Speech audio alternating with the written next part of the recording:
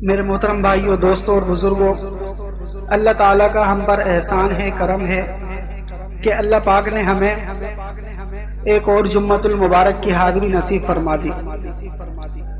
کتنے ہی مسلمان پچھلے جمعے کو دنیا کے اندر موجود تھے، لیکن آج وہ اس دنیا میں موجود نہیں۔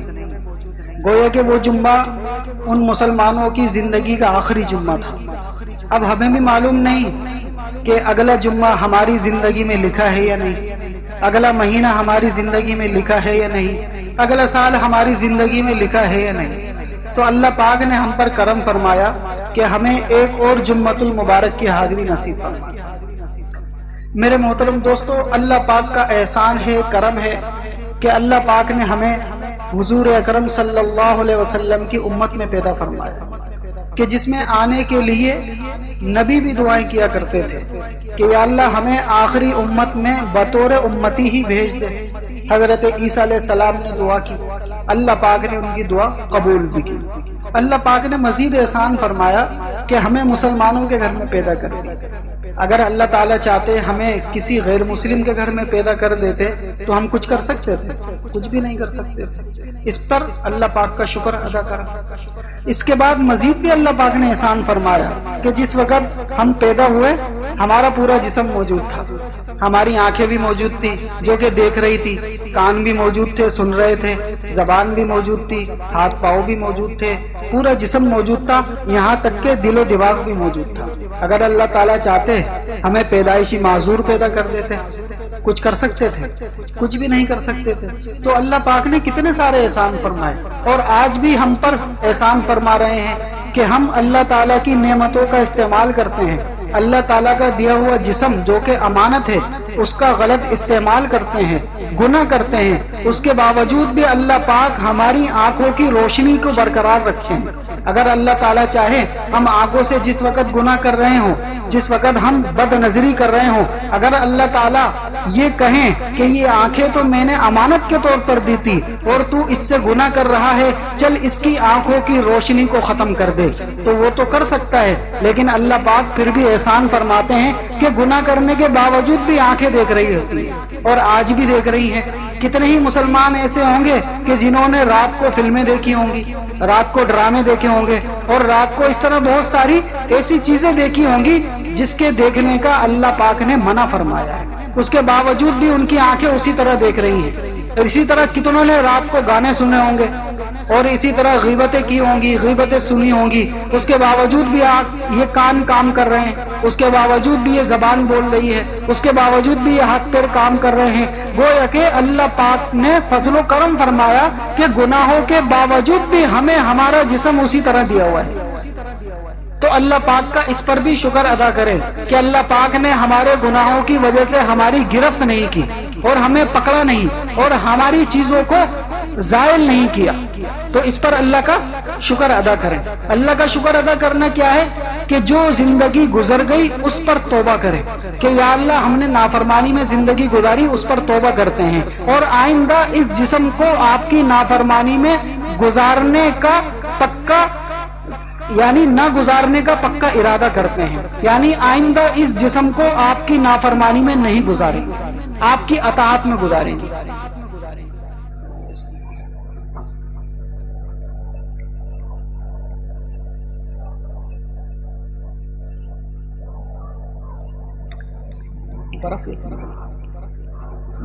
پانی پئیں گے؟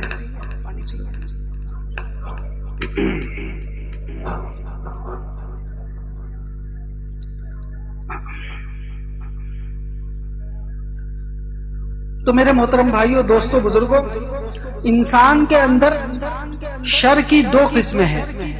انسان کے اندر شر کی دو قسمیں ہیں، یعنی گناہ کرنے کے دو طریقے ہیں۔ پہلا طریقہ، انسان کے اپنے اندر ایک نفس ہے، انسان کے اپنے اندر ایک نفس ہے، وہ نفس اس کو ابھارتا ہے تاکہ وہ گناہ کرے۔ گویا کہ اس کا ایک دشمن اس کا اپنا نفس بھی ہے، اس کو کہتا ہے کہ گندی فلمیں دیکھو، اس کو کہتا ہے بد نظری کرو، اس کو کہتا ہے کہ گانے سنو، اس کو کہتا ہے کہ فلاں غلط کام کرو۔ گویا کہ اس کے اندر ایک نفس ہے، وہ نفس اس کو بار بار گناہ کی طرف آمادہ کرتا ہے۔ اور دوسرے نمبر پر جو دوسری چیز ہے وہ ہے شیطان، اور شیطان ہے باہر، یعنی نفس اپنے اندر موجود ہے اور شیطان باہر موجود ہے۔ اب شیطان بھی یہ کوشش کرتا ہے کہ کسی طریقے سے یہ انسان گناہ کرے، کسی طریقے سے یہ انسان اللہ کا باغی بن جائے، کسی طریقے سے یہ اللہ کا نافرمان بن جائے، اور وہ بھی اس کو ابھارتا رہتا ہے۔ تو انسان کے پیچھے پڑنے والی چیزیں دو ہیں، ایک ہے نفس اور ایک ہے شیطان۔ یہ دونوں ہی انسان کو بھٹکانے میں لگے رہتے ہیں، یہ دونوں ہی انسان کو ورغلانے میں لگے رہتے ہیں، یہ دونوں ہی انسان کو اللہ سے دور کروانے میں لگے رہتے ہیں۔ سوائے انبیاء علیہم السلام کے، سوائے تمام نبیوں کے، کہ ہر نبی گناہ سے پاک، ہر نبی گناہ سے پاک، کیونکہ تمام نبیوں کو اللہ پاک نے پیدا کرنے کے بعد ان کو گناہوں سے پاک رکھا، گویا کہ ان کی نفسانی خواہشات بالکل بھی نہیں تھی، گویا کہ ان کا جو نفس تھا اس پر نبیوں کا کنٹرول تھا، وہ نفس ان کو بہکا نہیں سکتے تھے، وہ نفس ان کو ورغلا نہیں سکتے تھے۔ اسی طرح شیطان، اس کو بھی اتنی ہمت نہیں تھی کہ وہ نبیوں کو ورغلا سکے۔ سوائے نبیوں کے جتنے بھی دنیا کے اندر انسان ہے اور جتنے بھی دنیا میں انسان آئیں گے، وہ دونوں ہی ان دونوں کے شکار رہتے ہیں، گویا کہ نفس بھی اس کو ورغلاتا رہتا ہے اور اسی طرح شیطان بھی ان کے پیچھے لگا رہتا ہے۔ اب ان دونوں سے حفاظت کے لیے اللہ پاک جگہ جگہ استغفار کا کہتے ہیں، جگہ جگہ استغفار کا کہتے ہیں۔ نفس نے مائل کیا، گناہ کر لیا، استغفار کرو۔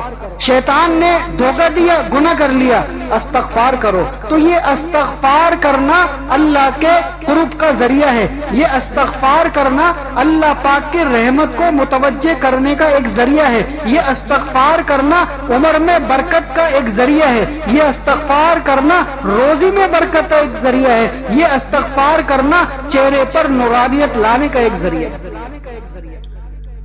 اور استغفار کیا ہے؟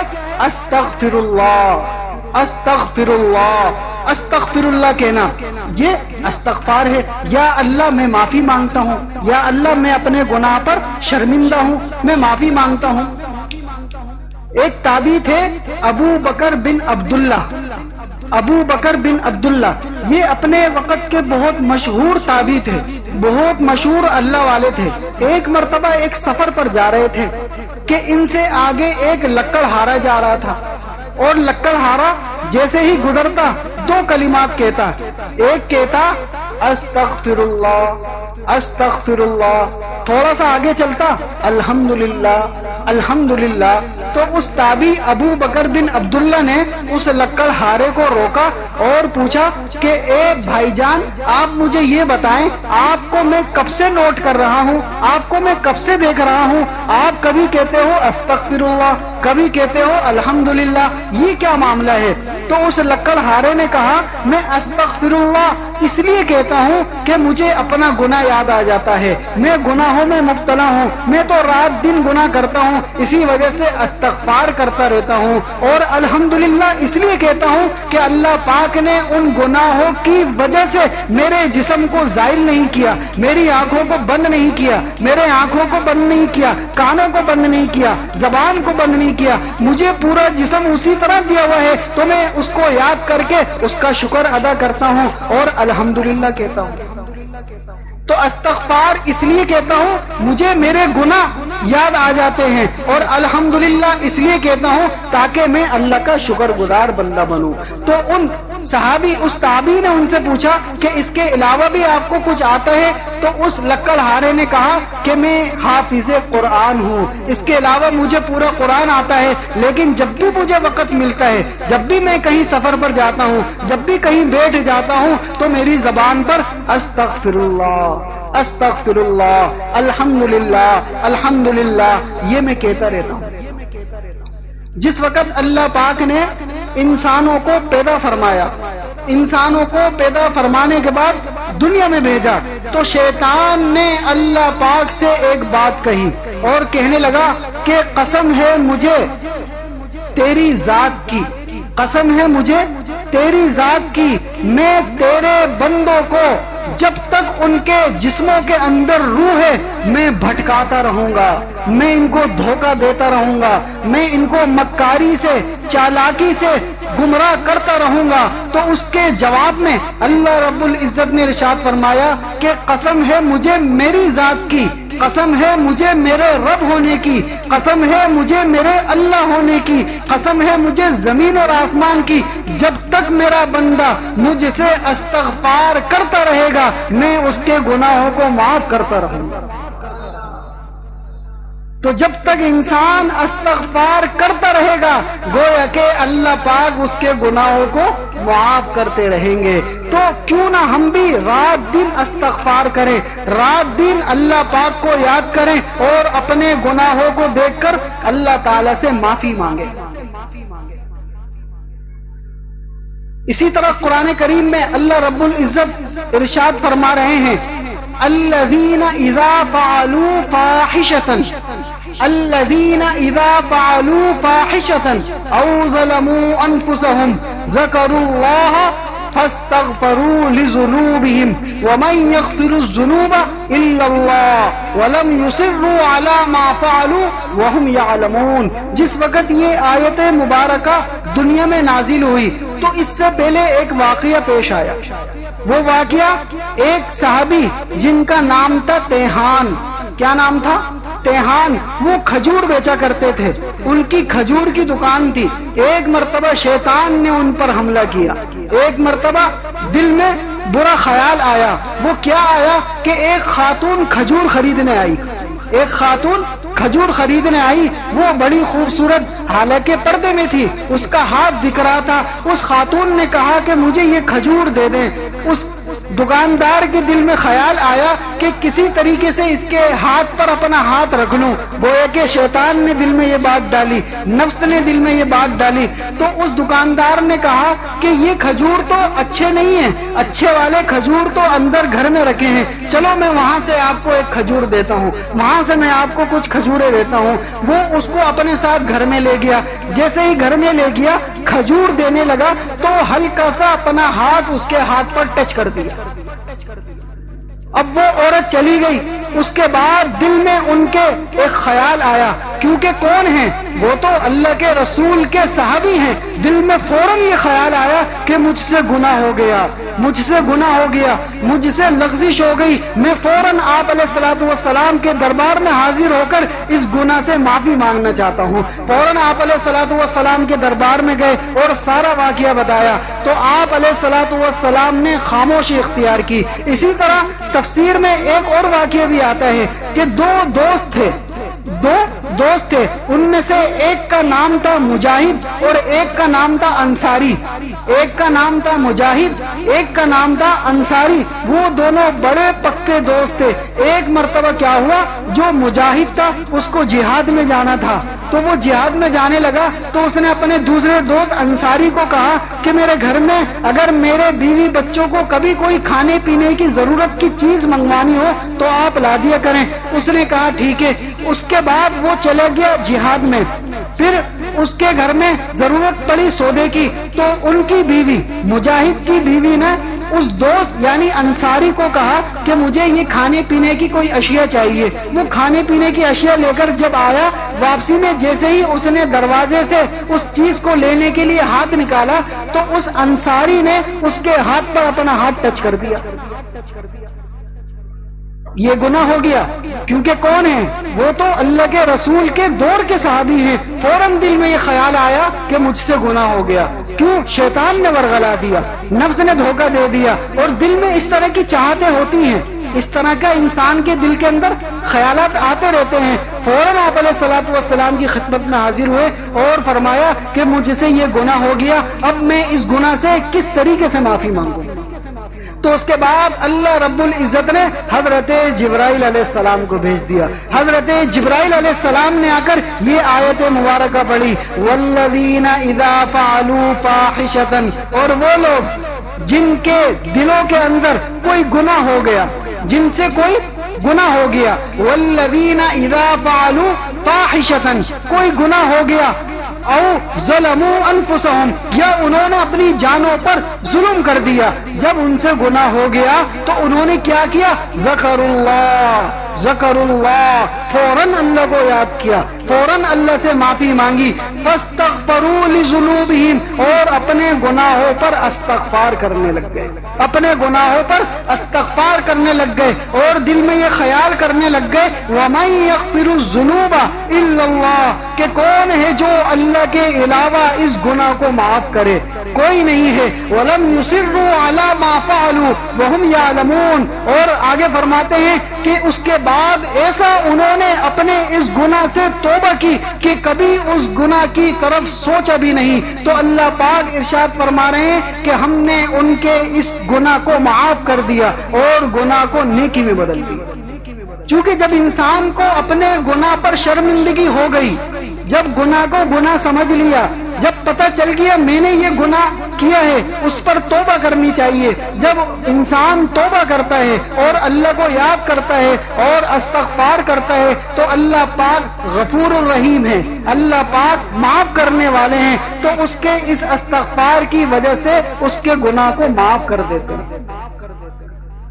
تو یہ تو ایک واقعہ ہے, اس طرح کئی واقعات ہیں کہ اللہ پاک فرماتے ہیں کہ یا ایھا الذین آمنوا لا تقنطوا من رحمت اللہ, یا ایھا الذین آمنوا لا تقنطوا من رحمت اللہ, اے ایمان والو اللہ کی رحمت سے کبھی مایوس نہیں ہونا. اسی طرح ایک مرتبہ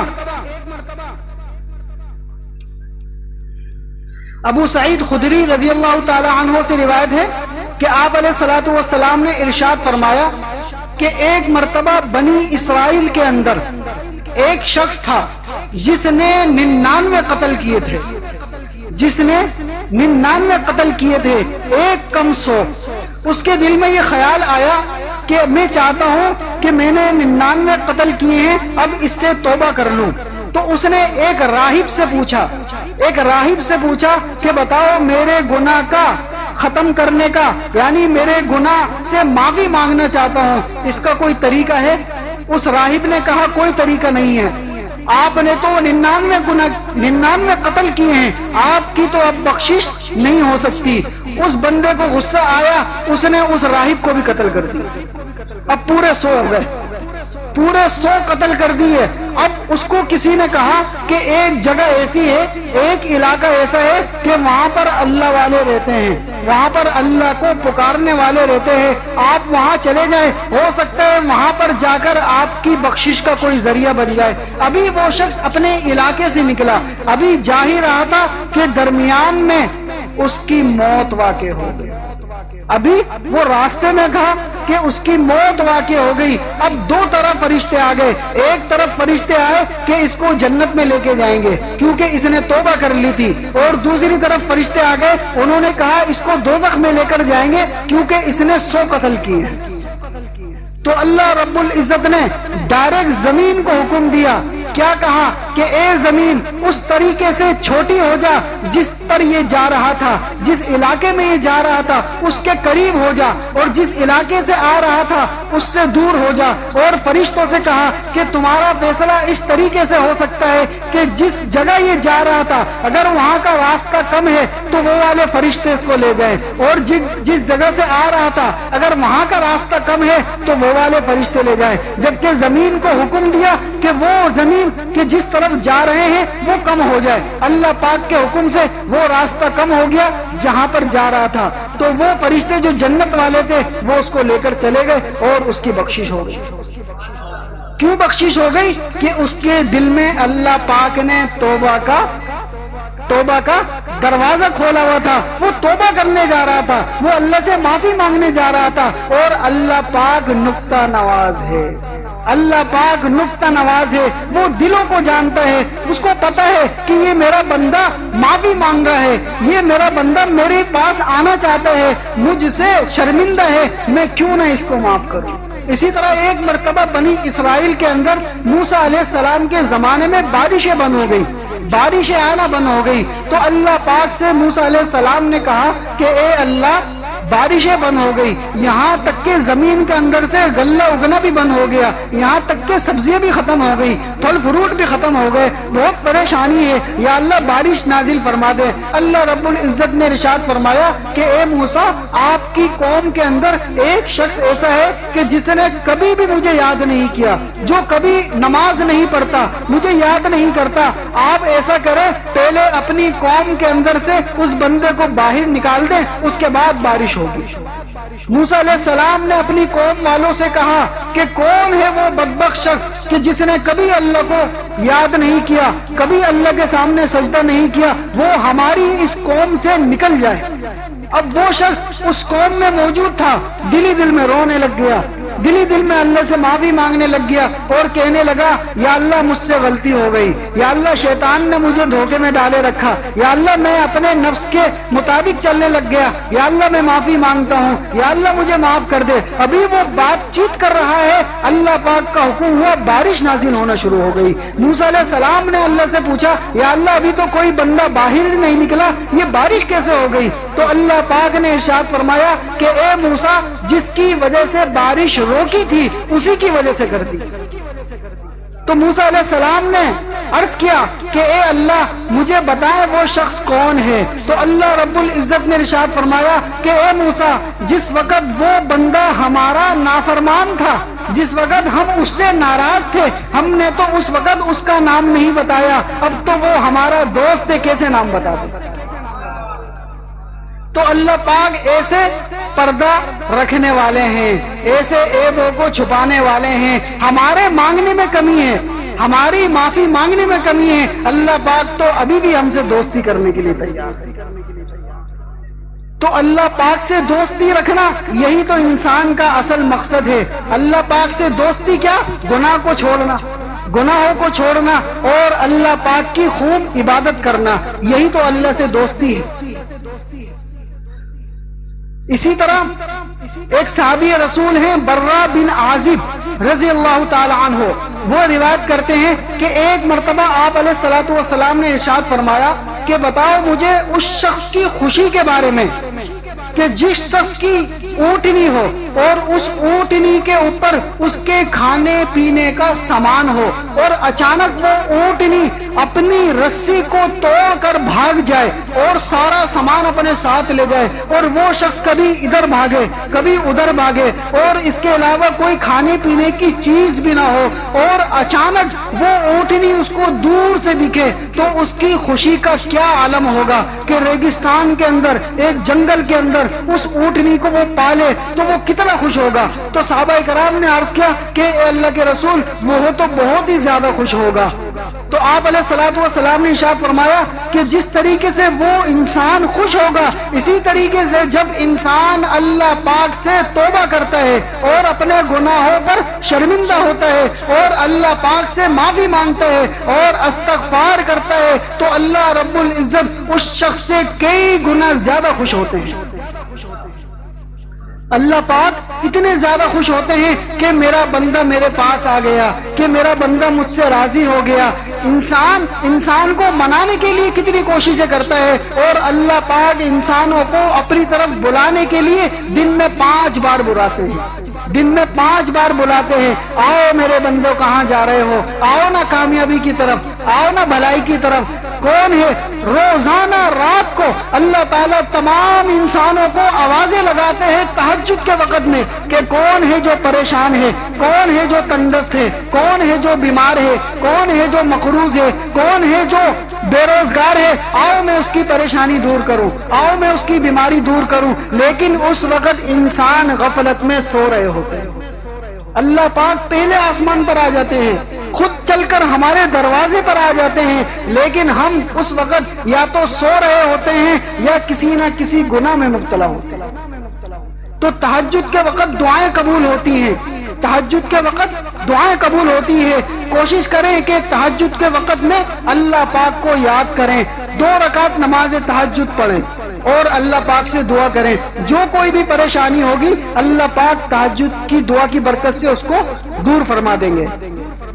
اسی طرح ایک مرتبہ حضرت ابو ہریرہ رضی اللہ تعالی عنہ روایت کرتے ہیں کہ آپ علیہ الصلوۃ والسلام نے ارشاد فرمایا کہ جب کوئی مومن بندہ گناہ کرتا ہے، جب کوئی مومن بندہ گناہ کرتا ہے تو اس کے دل پر ایک سیاہ کالا دھبا پڑ جاتا ہے، اس کے بعد وہ مزید گناہ کرتا ہے تو وہ دھبا بڑھ جاتا ہے، پھر گناہ کرتا ہے وہ بڑھ جاتا ہے، یہاں تک کہ بڑھتے بڑھتے اس کا پورا دل کالا ہو جاتا ہے، پھر اس کو کوئی دین کی بات سمجھ نہیں آتی، اس کو قرآن حدیث کی بات سمجھ نہیں آتی، اور اس کا دل بالکل کالا ہو جاتا ہے، جس کے بارے میں اللہ پاک ارشاد فرماتے ہیں کَلَّا بَلْ رَانَ عَلَىٰ قُلُوبِهِمْ مَا كَانُوا يَكْسِبُونَ۔ یہ رانا دل کے دھبے کو بولتے ہیں کہ دل کالا ہو چکا ہے، تو اب ان کے گناہوں کی وجہ سے اب دل کالا ہو چکا ہے اور ان کو اللہ اور اس کے رسول کی بات سمجھ میں نہیں آتی۔ اسی طرح ایک مرتبہ آپ علیہ الصلوۃ والسلام نے ارشاد فرمایا ان هذه القلوب تزدو كما يزدو الحديد اذا اصابه الماء قیل یا رسول اللہ وما جلاؤها قال کثرت ذکر الموت و تلاوت القرآن۔ آپ علیہ الصلوۃ والسلام نے ارشاد فرمایا کہ بے شک دلوں کو بھی زنگ لگ جاتا ہے، جس طرح لوہے کو پانی لگنے سے زنگ لگ جاتا ہے اس طرح دل کو گناہ کرنے سے زنگ لگ جاتا ہے۔ قیل یا رسول اللہ وما جلاؤها، صحابہ کرام نے عرض کیا کہ اے اللہ کے رسول دل کے زنگ کے ختم کرنے کا طریقہ کیا ہے؟ تو آپ علیہ الصلوۃ والسلام نے ارشاد فرمایا کہ قرآن کریم کی تلاوت کرنا، قال کثرت ذکر الموت و تلاوت القرآن، کہ موت کو یاد رکھنا اور قرآن کریم کی تلاوت کرنا۔ قرآن کریم کی تلاوت یہ انسان کے جو دل کے اندر زنگ لگ جاتا ہے اس کو دور کر دیتی ہے۔ تو میرے عزیزو، آج ہمارا ہر کسی کا دل کالا ہے، گناہوں کی وجہ سے ہمارے دل کالے ہو چکے ہیں، تو اس دل کو اگر صاف کرنا ہے تو استغفار کرنا پڑے گا۔ استغفر اللہ، استغفر اللہ، استغفار کی کثرت یہ دل کو صاف کر دیتی ہے۔ اسی طرح عبداللہ ابن عمر رضی اللہ تعالی عنہ ارشاد فرماتے ہیں کہ آپ علیہ الصلوۃ والسلام نے ارشاد فرمایا کہ جو شخص مغرب کے بعد سے لے کر فجر تک اللہ کو یاد کرتا ہے اور استغفار کرتا ہے تو یقیناً اس کے اس استغفار کی وجہ سے اس کی تمام دعا قبول ہو جاتی ہے۔ جتنی بھی راتوں کو وہ دعا کرے گا وہ ساری دعائیں اس کی قبول ہو جاتی ہے۔ اسی طرح ایک مرتبہ حضرت عبداللہ ابن عمر رضی اللہ تعالی عنہ ارشاد فرماتے ہیں کہ آپ علیہ الصلوۃ والسلام نے ارشاد فرمایا کہ میں دن میں 100 مرتبہ استغفار کرتا ہوں، کہ دن میں 100 مرتبہ استغفار کرتا ہوں۔ تو حضرت عبداللہ ابن عمر رضی اللہ تعالی عنہ فرماتے ہیں کہ جب آپ علیہ الصلوۃ والسلام استغفار کیا کرتے تھے کہتے تھے استغفر اللہ، یا اللہ میں معافی مانگتا ہوں، استغفر اللہ، یا اللہ میں معافی مانگتا ہوں، تو ابن عمر رضی اللہ تعالی عنہ فرماتے ہیں کہ ہم ان کو باقاعدہ گن لیا کرتے تھے کہ کتنی مرتبہ زبان سے کہا، تو کم سے کم 100 مرتبہ آپ علیہ الصلوۃ والسلام جو کہ بخشے بخشائے ہیں، جو کہ رحمت للعالمین ہیں، جو کہ تمام نبیوں کے سردار ہیں، لیکن اپنی امت کو تعلیم دینے کے لیے فرما رہے ہیں کہ استغفار کو کثرت سے کیا کرو۔ تو آپ علیہ الصلوۃ والسلام تو بخشے بخشائے تھے، آپ علیہ الصلوۃ والسلام تو گناہوں سے پاک تھے، اس کے باوجود بھی استغفار کیا کرتے تھے، تو مجھے اور آپ کو کتنی زیادہ ضرورت ہے، کتنی زیادہ ضرورت ہے استغفار کہنے کی۔ اسی طرح ایک مرتبہ حضرت حسن بصری رحمت اللہ علیہ کے پاس ایک شخص آیا اور آ کر کہنے لگا کہ میں بہت زیادہ پریشان ہوں، تنگ دست ہوں، مجھے کوئی وظیفہ بتا دیں تاکہ میری وہ تنگ دستی دور ہو جائے۔ تو حضرت حسن بصری رحمت اللہ علیہ نے ارشاد فرمایا کہ آپ کثرت سے استغفار کیا کرو، آپ کثرت سے استغفار کیا کرو اور چلتے پھرتے استغفر اللہ، استغفر اللہ، استغفر اللہ کہتے رہا کرو۔ اس کے بعد تھوڑی دیر کے بعد ایک اور شخص آیا، اس نے آ کر کہا کہ حضرت میری روزی کا بڑا مسئلہ ہے، میں بے روزگار ہوں اور میرا کوئی انتظام نہیں ہو رہا، مجھے کوئی وظیفہ بتا دیں تاکہ میری روزی کا کوئی انتظام ہو جائے۔ تو حضرت حسن بصری رحمۃ اللہ علیہ نے ارشاد فرمایا آپ کثرت سے استغفار کیا کرو اور چلتے پھرتے استغفر اللہ استغفر اللہ استغفر اللہ کہتے رہا کرو۔ اس کے تھوڑی دیر کے بعد ایک اور شخص آیا، اس نے آ کر کہا کہ حضرت میں بے اولاد ہوں، میرے اولاد نہیں ہو رہی، اولاد کی نعمت سے مالا مال نہیں ہوں، یا اللہ اے حسن بصری میں بے اولاد ہوں، مجھے کوئی وظیفہ بتا دے۔ حضرت حسن بصری رحمۃ اللہ علیہ نے ارشاد فرمایا کہ آپ کثرت سے استغفار کیا کرو اور چلتے پھرتے استغفر اللہ استغفر اللہ استغفر اللہ کرتے رہا کرو۔ اس کے بعد چوتھا شخص آیا، اس شخص نے آ کر کہا کہ میں زمیندار ہوں، میں ایک کسان ہوں، اس سال میری زمین میں کوئی کھیتی باڑی ہوئی لیکن کچھ اگا ہی نہیں، کھیتی باڑی کی لیکن کچھ اگا ہی نہیں، کوئی پھل نہیں آیا، کوئی سبزی نہیں آئی، آپ مجھے کوئی وظیفہ بتا دیں تاکہ میری زمین کے اندر پھل اور اناج وغیرہ پیدا ہو جائے۔ تو حضرت حسن بصری رحمۃ اللہ علیہ نے ارشاد فرمایا آپ کثرت سے استغفار کیا کرو اور چلتے پھرتے استغفر اللہ یہ کہتے رہا کرو۔ تو ساتھ ہی میں ان کا ایک مرید بیٹھا ہوا تھا، ان کا ایک مقتدی بیٹھا ہوا تھا، اس کے دل میں اشکال پیدا ہوا، اس نے کہا کہ حضرت ایک بات پوچھنی ہے، جو کوئی بھی آ رہا ہے، ابھی 4 شخص آئے اور چاروں کے مسئلے الگ الگ تھے، چاروں کے مسئلے الگ الگ تھے، لیکن آپ نے چاروں کو ایک ہی وظیفہ دیا اور کہا کہ استغفار کرو استغفر اللہ، اس کی کیا وجہ ہے؟ تو حضرت حسن بصری رحمۃ اللہ علیہ نے ارشاد فرمایا اور قرآن کریم کی یہ آیت تلاوت کی۔ اللہ پاک قرآن کریم میں ارشاد فرما رہے ہیں فَقُلْتُ اسْتَغْفِرُوا رَبَّكُمْ فَقُلْتُ اسْتَغْفِرُوا رَبَّكُمْ إِنَّهُ كَانَ غَفَّارًا يُرْسِلِ السَّمَاءَ عَلَيْكُمْ مِدْرَارًا وَيُمْدِدْكُمْ بِأَمْوَالٍ وَبَنِينَ وَيَجْعَلْ لَكُمْ جَنَّاتٍ وَيَجْعَلْ لَكُمْ أَنْهَارًا۔ تو اللہ پاک قرآن کریم میں خود ارشاد فرما رہے ہیں کہ جب میں نے ان سے کہا کہ استغفار کرو، تمہارا رب بڑا معاف کرنے کو پسند کرتا ہے، وہ رب جب تم استغفار کرو گے تو آسمان سے تمہارے لیے بارش برسائے گا۔ پہلا شخص آیا کہ مجھے میری زمین کے اندر کھیتی باڑی نہیں ہو رہی، بارش نہیں ہو رہی، جس کی وجہ سے زمین کے اندر پیداوار نہیں ہو رہی، تو اللہ پاک ارشاد فرما رہے السماء علیکم مدرارا، جب تم استغفار کرو گے تو بارشیں ہوں گی، جب بارشیں ہوں گی تو زمین سے خود ہی پیداوار ہوگی۔ اسی طرح دوسرا شخص آیا کہ میں بے اولاد ہوں، اس کے لیے آگے اللہ پاک نے ارشاد فرمایا وَيُمْدِدْكُمْ بِأَمْوَالٍ وَبَنِينَ وَيُمْدِدْكُمْ بِأَمْوَالٍ وَبَنِينَ، جب تم استغفار کرو گے تو اللہ پاک اس استغفار کی برکت سے تمہاری مال میں بھی اضافہ کرے گا، وَيُمْدِدْكُمْ بِأَمْوَالٍ، تمہارے مال میں بھی اضافہ کرے گا، وَبَنِينَ، اور اولاد میں بھی اضافہ کرے گا۔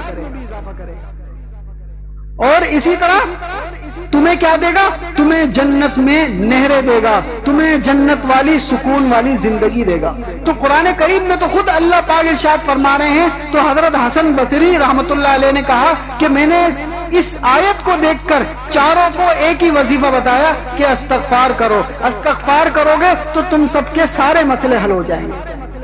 تو میرا عزیزو، آج میں اور آپ اور دنیا کا ہر شخص، ہر مسلمان آج پریشان ہے مالی اعتبار سے، ہر شخص مالی اعتبار سے پریشان ہے۔ اگر کوئی اپنے مالی اعتبار سے پریشانی کو دور کرنا چاہتا ہے تو استغفار کرے۔